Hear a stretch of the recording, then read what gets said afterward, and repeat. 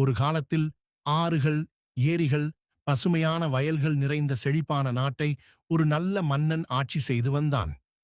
மக்கள் அனைவரும் மகிழ்ச்சியாக வாழ்ந்தனர். ஒரு ஆண்டு மழை பெய்யவில்லை. நிலம் வறண்டு வெடித்தது. புல் இல்லாமல் மாடுகளும் ஆடுகளும் வருந்தின. தண்ணீர் இல்லாமல் பறவைகளும் மான்களும் அலைந்தன. ஆறுகள் வற்றின, பயிர்கள் காய்ந்தன, மக்கள் துன்பப்பட்டனர்.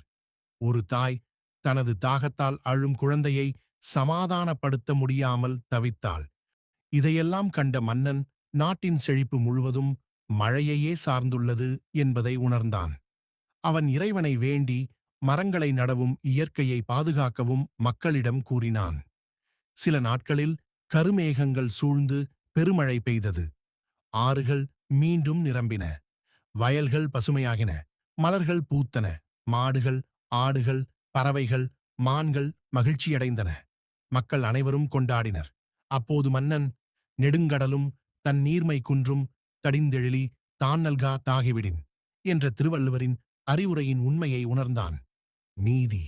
மழையின்றி வாழ்வு இல்லை.